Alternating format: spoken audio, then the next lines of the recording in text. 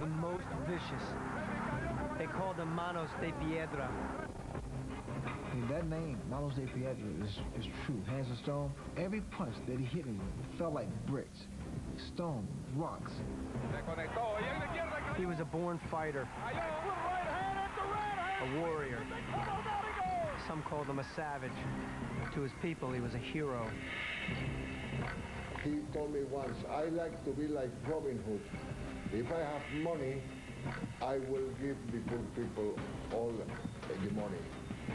And he did. And he did. He fought his way out of the slums of Panama, and he made himself a king. I went out to the swimming pool, and there was about 60 people all sitting there, eating steaks, drinking Dom Perignon champagne. He was living a poor boy's fantasy, but his success would trigger his downfall. As you become affluent, and everybody is always putting a dish before you or invite you to dinner, you know, how can you do anything else but get a little bit plump?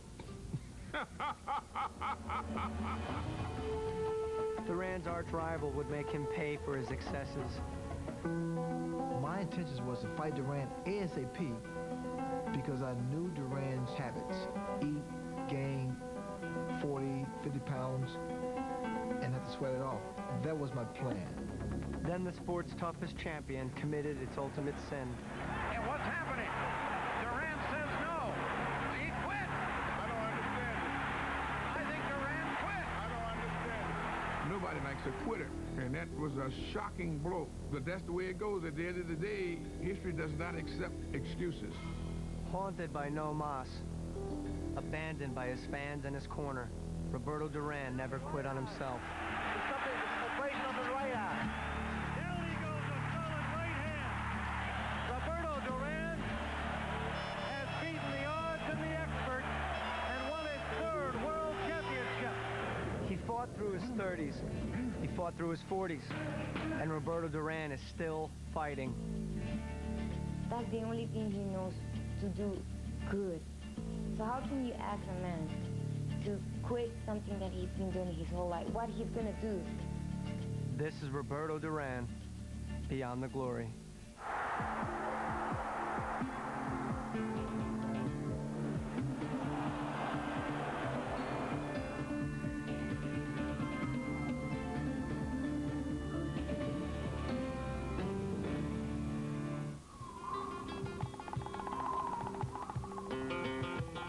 On August 12, 2000, at the Yakima Nation Indian Reservation, the greatest lightweight champion ever arrived for a prize fight.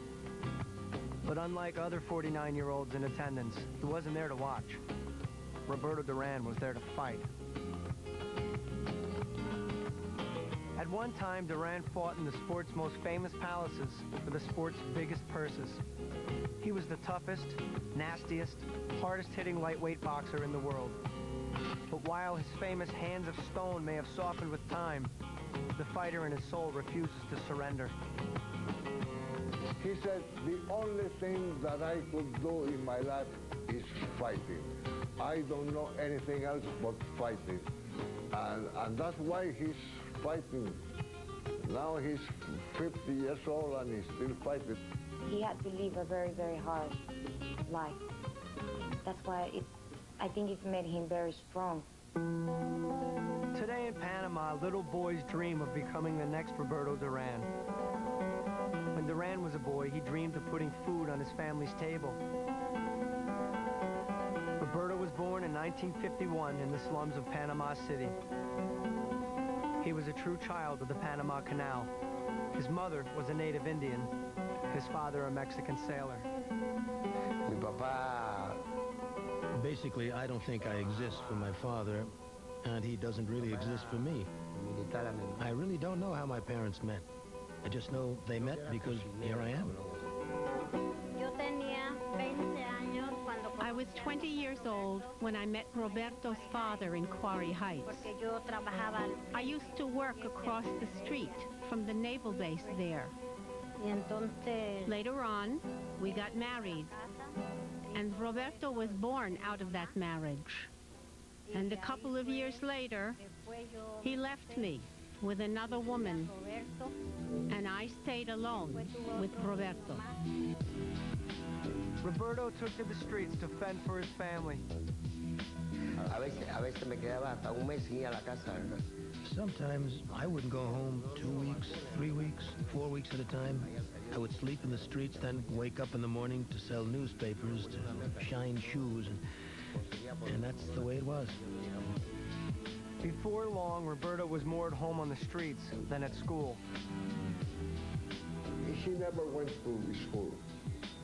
He didn't know how to write or to read. He was like a gypsy. He likes to be free, to do whatever he would like to do. Prácticamente así. Yo peleaba mucho, pero I was in many fights as a child. However, I did not know how to fight. I considered myself a wrestler. And the movies that I used to watch, they were Mexican movies. And El Santo, who was a Mexican wrestler, I always watched those types of movies. And that is how I learned how to wrestle. So I would wrestle whoever wanted to pick a fight with me. And I'd basically bash their head in or throw them against the floor because that is what I knew how to do from watching those movies. en la calle peleándose mucho más rápido que peleando arriba del ring. I'm a better street fighter than I am a boxer. At the age of 13, the street fighter followed his older brother into a boxing gym. And by walking through that door, Duran took his first step into a new life. I see my brother, he hops up into the ring, and all of a sudden they put headgear on him, they put a cup on him, they put gloves on him, and I was like, wow, that's really neat stuff. I want that. I go, Toti, how can I get that? And he says, you've got to be a boxer. So the next day I show up to the gym, all 89 pounds of me, and I became a boxer. In the shabby boxing dens of Panama City, Roberto Duran was an instant sensation. He turned pro before he reached the age of 16. When I would spar with these professionals, I would always cut them, make them bleed through the nose, or cut their mouths, and everybody would say that this kid is something special. This kid is something special. And there was a ton of people after me wanting to be a manager, and I didn't know what a manager was, and they would take me over to eat and take me over to have some drinks, and I'm like, damn, I like this lifestyle. Duran loved the food, loved the drink, and he loved the people. Most of all, Roberto Duran loved to fight. In 3 or 4 fights, I realized that he was going to be something special. I knew that I have in my hands the next champion of the world.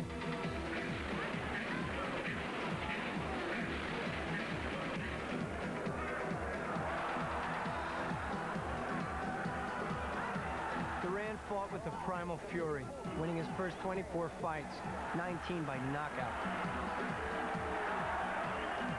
By age 20, he was being touted for a shot at the title. His heart, that extra thing that he has that very few fighters have, that extra desire to win. Coming up, Duran turns a title fight into a street brawl. Buchanan went down after the bell, aiming a low blow. And later, Duran confronts his toughest rival. He would punch you in your face at a press conference. He would kick you at a weigh-in. He would curse you out. He would curse your wife out. This is Beyond the Glory.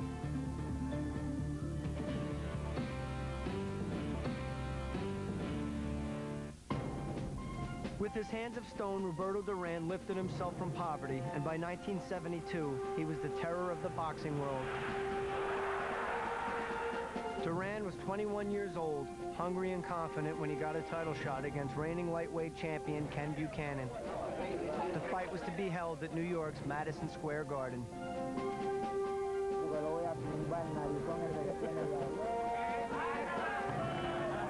He's been saying a lot the last couple of weeks. I don't know. I don't understand him. What about his threats and his promises? What about them? Oh, he really hurt him that time. With a savagery that shocked even seasoned fight fans, Duran went after the title like he was back in a street fight. Elbows, low blows, headbutts, anything it took to bring the champion down. Buchanan went down after the bell, aiming a low blow. De los asaltos sí, sin querer le pegué los huevos porque era muy alto. I recognized that I hit him with low blows early in the fight, but at that moment when the fight ended, no. It was just a lame excuse because I was beating him. He was brutal, ruthless, and he was the new champion. The fight has been stopped.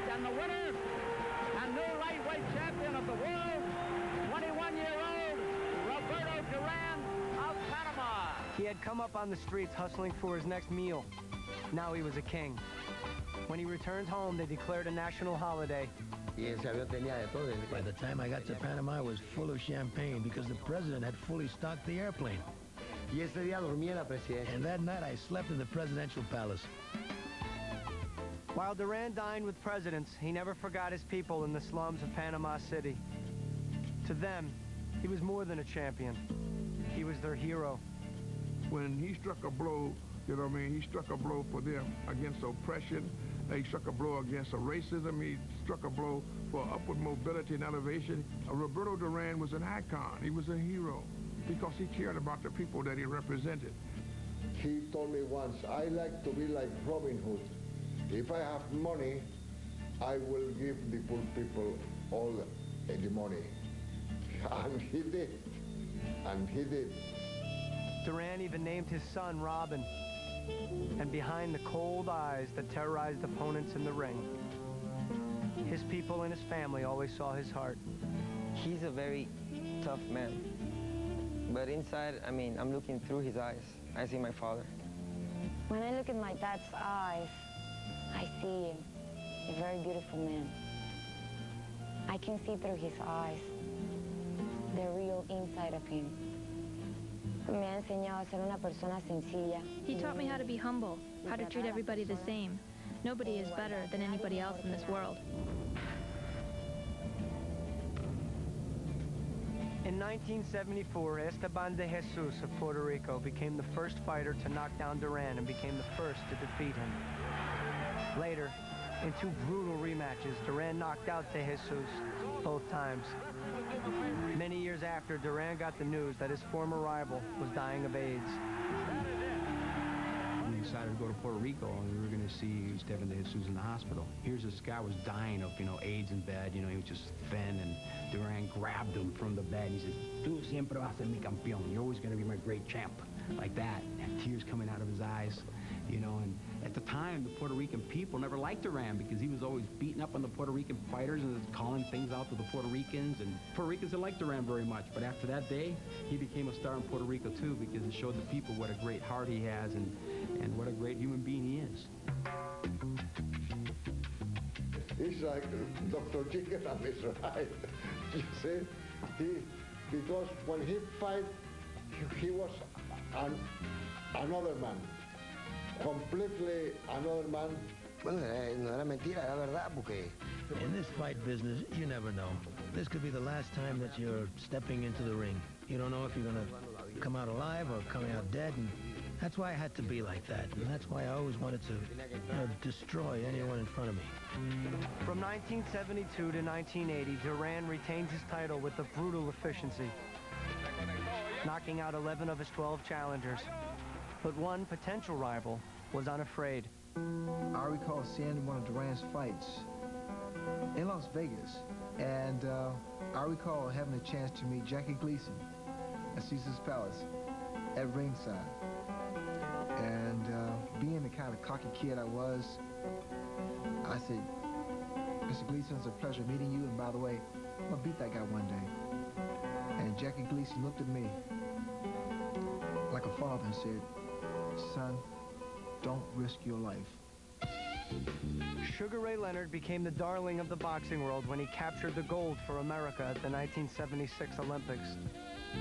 By 1980, he was welterweight champion. Sugar Ray was being hailed as the best pound-for-pound boxer in the world. Roberto Duran moved up a weight class to challenge this claim. Their June 1980 bout would be the richest prize fight in history.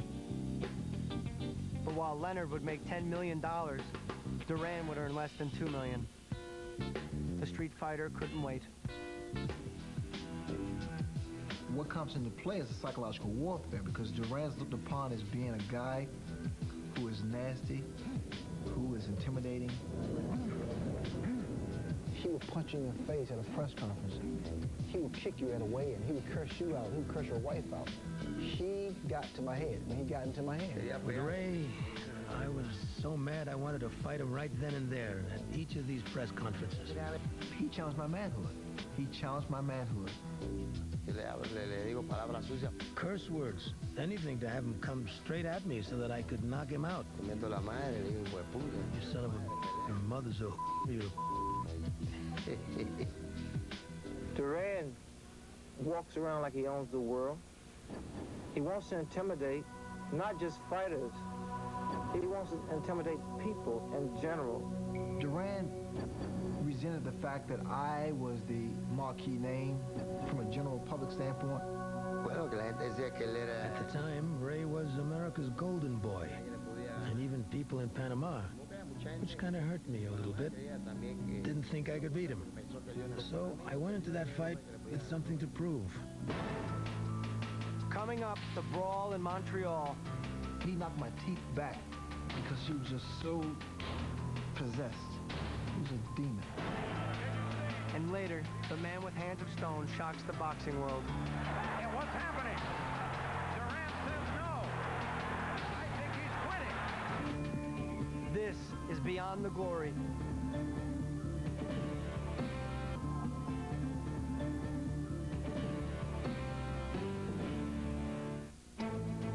The Golden Boy versus the Street Fighter. Sugar Ray Leonard versus Roberto Duran. It was June 1980, and they called it the Brawl in Montreal.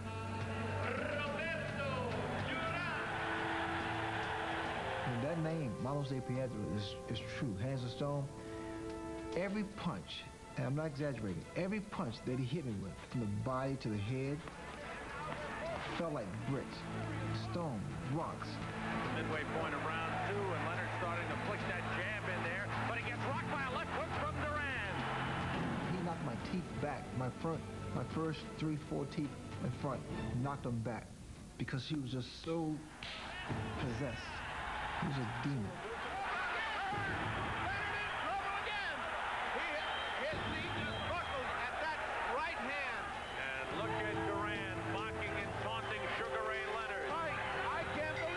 At the end of the fight, after 15 rounds, he pushed me away.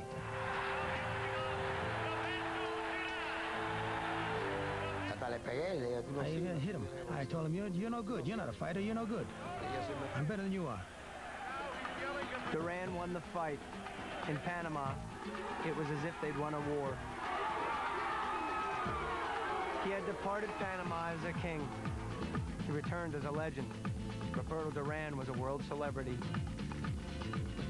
That's the best welcome that any person received in Panama since the independence of the Panama from Colombia. More than any other fighter that I know, he had charisma. He had a lot of charisma. Don King had been promoting Duran since 1973. After the Leonard fight, they had the world at their feet. It was an exciting era when you had the Roberto Duran era. Women and men alike would come to him, but most certainly the female sex would always be right there on a guy who has it all. He has good looks, he has charm, he's debonair, suave, and he can fight. He got the masculine beauty that he has. He's like Adonis. It was difficult sometimes to really keep him from having a narcissistic complex. In Panama, we'd always have a great time going to his house. He liked to keep animals. As he got more prosperous and he gained more fame and acclaim, you'd have lions and tigers and things in the yard, you know what I mean? And I went out in the swimming pool, and there was about 60 people all sitting there, eating steaks, drinking Dom Perignon champagne. You know, he couldn't hold on to his money. He was such a generous guy. Endorsement offers poured in, and fans and rivals alike discovered the gentle soul inside the fighter. We did a commercial for 7-Up. Feeling 7-Up, I'm feeling 7-Up. I emphatically told the producer, I told my attorney, I said, listen, if Duran acts up around my kid, I'm gonna walk away. He was like the gentleman. He was like the nicest guy to my son, to me, shaking my hand, embraced me. He hugged my son, kissed him. It was great. Duran was naturally given to kindness, and between fights was also prone to overindulgence. But this time, Roberto Duran went too far. every time that he fought, immediately he went out and have a good time and this and that. He was doing things that he shouldn't do. I mean, he was drinking too much and he was giving money around to everybody, and he was doing things that a fighter shouldn't do. And so now as you become affluent, and everybody is always putting a dish before you or inviting you to dinner, you know, how can you do anything else but get a little bit plump? Sugar Ray Leonard was watching Duran closely, and he saw a weakness. My intentions was to fight Duran ASAP because I knew Duran's habits. I knew he would indulge himself, eat, gain 40, 50 pounds, and have to sweat it off to make 147. That was my plan from day one. Right after the Montreal fight, I ballooned up to 230 pounds. I was really fat. But it seems to me that Don King made my manager an offer that he couldn't refuse. He offered him some good money for the rematch, and that's what happened. The fight happened so quickly. In the last few days of workouts, Duran seemed to have peaked. After 73 fights with only one defeat, he freely admits he doesn't like to train anymore. He sometimes appeared listless, even uncoordinated. On top of everything else, they appointed a doctor to be with me, and he just drained me. I was very dehydrated. He was giving me diuretics, sleeping pills. So I talked immediately to Don King. And I said, Don, we better postpone this fight. Don King told me, we invest a lot of money in that fight and this, and it will be almost impossible. Unless I get the word that the fight is going to get postponed, I'll fight. I'm like a good soldier. To get a fast rematch was part one of Leonard's plan. Once inside the ring, he unveiled part two. Ray Leonard outsmarted Duran. Ray Leonard played him against himself. My brother, Roger, he gave me that strategy. He said, if you box Duran, if you make him mad, you will frustrate him. If you use your speed, you will drive him crazy. And he's even doing a little dodging now and a little Ali. He's taunting Duran. He's actually taunting Roberto Duran. He must have known by then that I really had nothing to give that fight. And that's when he started taunting me. When he realized that I couldn't hurt him. No one is supposed to do that to the Roberto Duran. I mean, come on, this is the champion. And you playing around with the champion, you dropping your hands, the thing with the bolo and then jabbing. Look at that. It drove him crazy. And I figured Duran was so frustrated, they threw his hands up in disgust and just furious and never realizing the ramifications that it would have, the repercussions on the boxing world. They threw his hands up. So I don't need this. The hell with this. And what's happening? Duran says no. I think he's quitting. Being Latin, that Latin machismo, I think the frustration of not being able to fight. And he just threw his hand down and said, no mas, no mas. What is he saying, Larry? He says, no, I don't understand. He's saying no, he quit. I don't understand it. I think Duran quit. I don't understand it. He physically wasn't fit to fight, so he turns to me and said, I won't fight anymore with this clown. I immediately told him, you have to continue. And then he was ready to start a fighting, but the referee suspended. I was already in the 8th round, and I wasn't feeling up to it. I started getting really bad stomach cramps. I was like, well, you know what? There was always going to be a rematch. I gave him one, he'll give me one. So the hell with it. Let's just go ahead and end it here. After after the fight, I sent him to an hospital to get the checkout. When I went to the hospital, he was crying. And he told me, Papa, all is my fault.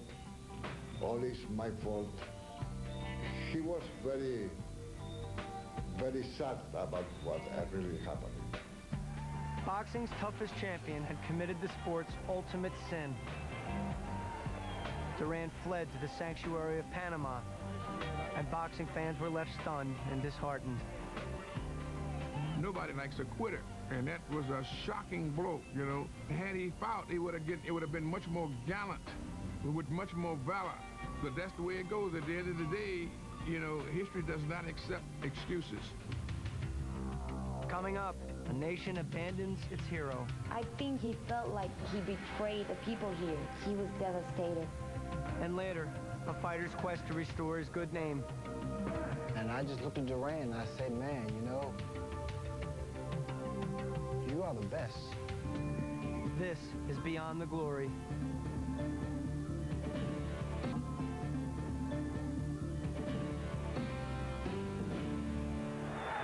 And what's happening? Duran says no. I think he's quitting. He's saying, I don't want it anymore.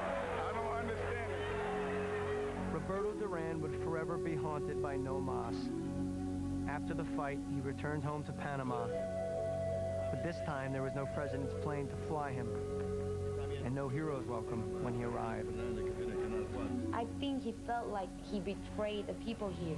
And he was very, very, very, very sad. People were hard on him, you know, and my dad is really emotional person. And that got to him a lot. They were all treating me bad, you know. I didn't even leave my house. Everybody was making fun of me. He was devastated because everybody just turned their back on him. When the world turned its back on Duran, Duran turned to his family. With them, the man who was so vicious in the ring possessed a gentle soul. He's so sentimental. I mean, you have no idea. I mean, he's a fighter. He's a macho man, you know, the ring, hands of stones. But his family, for him, are like, he gets really, really, really sentimental, you know. My mom is everything. My mom is everything for him. My mom does everything for him. And he depends on her. And it's a very, very beautiful relationship because they really love each other. They've been through so many things, but they get along real great, you know. Sometimes it's hard to see a family that's stand up for 27, 30 years, you know, and they still kiss themselves and hug themselves as they were kids growing up, because, I mean, they met like when they were like 14, 15. It was one Christmas, and we were all getting big. He was looking at us, and he was crying, saying, look, our kids are growing up. Someday they're just gonna get married and they're gonna leave us. And he was crying. Duran is also a protective father.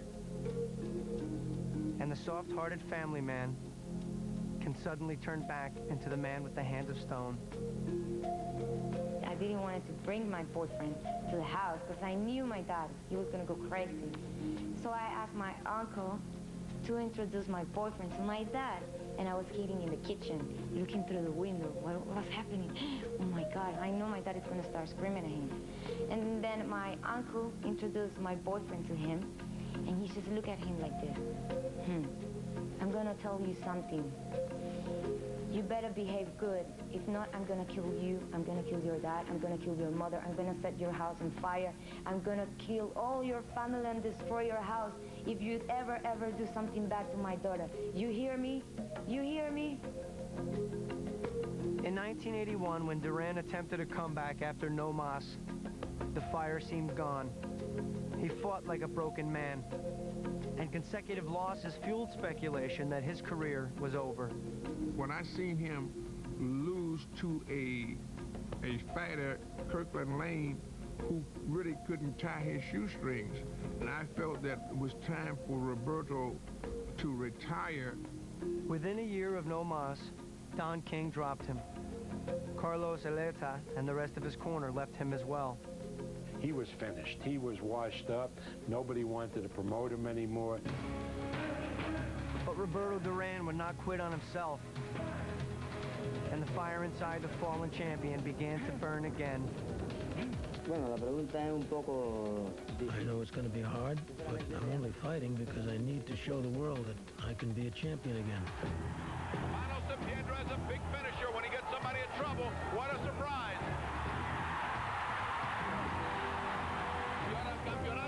Eso es lo que quiero yo. Eso es lo que quiero yo. Porque venga. Okay, muchas gracias. Yes, the championship. He wants it now, and he wants it next. But can he do it against a new and young champion? Davey Moore was then the undefeated junior middleweight champion. He was the biggest fighter Duran had ever faced. It was 3 years since Duran lost to Sugar Ray Leonard. Against Moore, nobody gave him a chance. Es verdad lo que dice él, porque en Panamá casi todo. In Panama, they were all saying, Davey Moore is a strong guy. He's a young guy. He's going to hurt Roberto. He's going to beat Roberto. When all odds are against me, that's when I'm at my best. Hey, one thing you see that right hand. Big right hand, he's staggered. And now the right eye. The place of the right eye. Down he goes, a solid right hand. Roberto Duran, 2 rights, set it up. When Davey Moore lost to Roberto Duran, that was an incredible fight, an incredible performance by Roberto Duran. Roberto Duran has beaten the odds and the experts and won his 3rd world championship. And I just looked at Duran and I said, man, you know, you are the best. You're it. Duran returned to Panama. It had taken 3 years, but Roberto Duran was once again a king. When he won, this country going crazy. It was crazy. Everybody just wanted to be the great champion.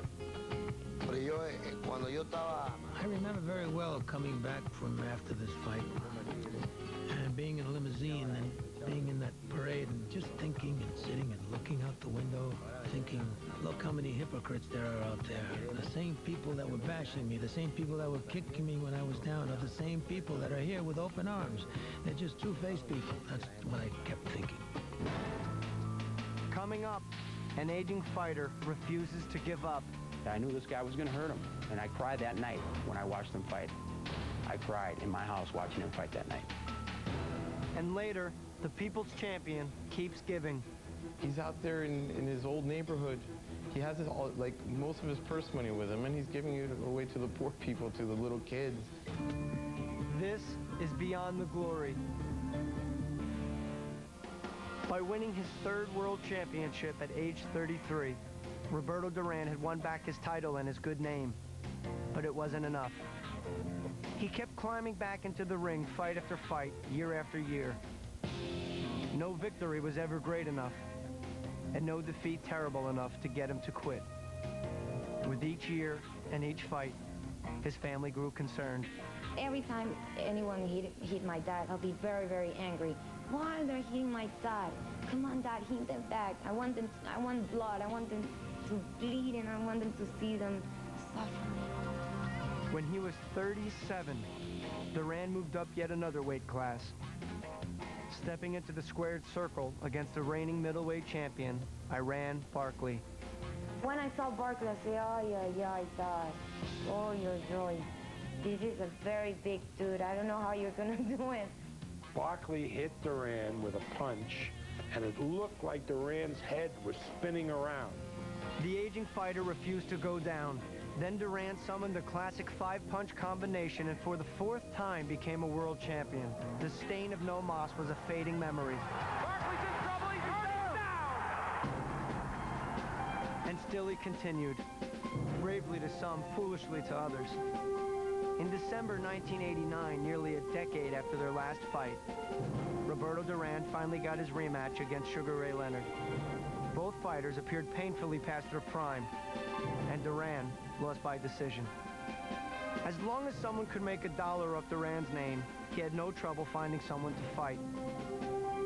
When Roberto Duran was 47, Don King, who had dropped Duran after no mas, promoted a fight between Duran and 28-year-old middleweight champion William Joppy. That was ridiculous. I mean, you can't put him in with a world-class fighter. That's criminal. I never try to tell a fighter what to do. I can advise him. I can share with him my empathy, my sympathy, my commiseration with what he's doing and why I think it should be done this, that, or the other way. But the decision will remain 100% with him. I know what they were doing with Duran was inhumane, you know, to take a 47-year-old man and fight a full-fledged middleweight, young, 28 years old. And I knew this guy was going to hurt him. You know, at the time he was 47, I was 28. And I was like, I'm not going to let this 47-year-old guy beat me. He had his times in the 60s, 70s, 80s, and the 90s. So let me get a little bit, right? So I had to take care of business. But they always told me not to look in his eye because he had that cold black eyes. And I didn't look neither. And I cried that night when I watched him fight. I cried in my house watching him fight that night. By Joppy. Oh, what a right hand, and that staggers Duran. Joppy. That was a very, very, very bad night. And I have it here. I was running. They have to grab me. I remember Don King scream, grab her, because I was running towards the ring. Because I was going to go inside the ring with my shoes to hit Joppy. In middle age, Duran has taken beatings as brutal as those he dished out as a young man. Yet in a sport that often seems to be more about dollars than glory, one fighter who is never in it for the money stays in the game. Roberto Duran is still fighting. He's 49 years old, and he's so brave and just catch the wrong shot. And it's going to be a very sad day in boxing if Duran got hurt in the ring, I tell you. Me, I really don't want him to fight anymore because I want my dad to be okay, you know. But it's his decision, and I'm his son, and I'm going to support him all the way. Can you imagine? He's been fighting his whole life. That's the only thing he knows to do good. So how can you ask a man to quit something that he's been doing his whole life? What he's going to do? Coming up, the fighter approaches 50. I just won a world title. I feel good again. I want to fight until I either say, okay, that's enough, or they beat me. This is Beyond the Glory.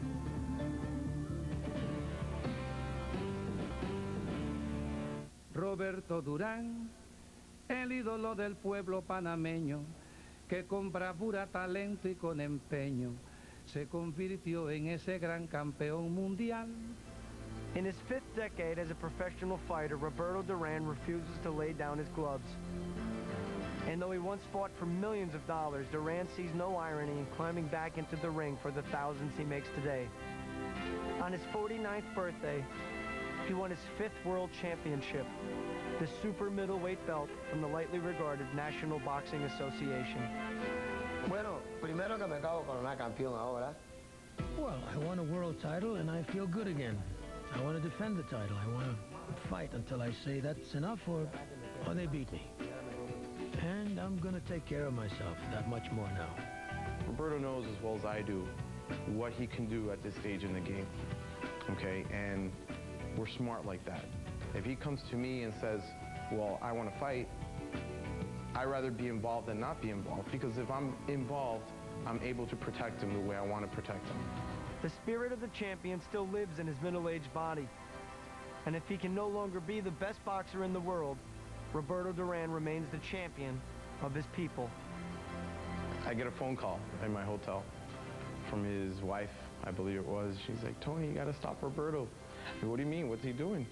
He's like, he's out there in his old neighborhood. I go, what's wrong with that? I mean, he always does that. You know, he has most of his purse money with him, and he's giving it away to the poor people, to the little kids. You can't change Roberto. That's who he is, you know, and no one's ever going to change that. He came from poverty. Those are his people. He's not afraid to be poor, and he's a giving person. I got in airports with Duran, you know, after a fight, and he's got his Duran T-shirt on, and the baggage guy's gone to him, man, Roberto Duran, I like that T-shirt. Oh, no problem. He's been left without a shirt in the airport, and all of a sudden he had to go buy another one because he didn't have a shirt. He took the shirt right off his back and gave it to the guy. Roberto was one of the masses, you know what I mean? He exemplified Rudyard Kipling when he said you can walk with kings but yet keep the common touch. Every time Roberto Duran steps into the ring, even today as he nears 50, he becomes the young street fighter from Panama. His mother still sings the same song that she has always sung for him before every fight he's ever had, since he was 16. Este amor apasionado que anda todo alborotado por volver y me muero por... It will be recorded in the annals of time as little kids 1,000 years from now will be reading the tablets and things of what happened here in this 20th century, in the 21st century, that a great fighter lived that came from Panama, and his name was Roberto Manos de Piedra Duran.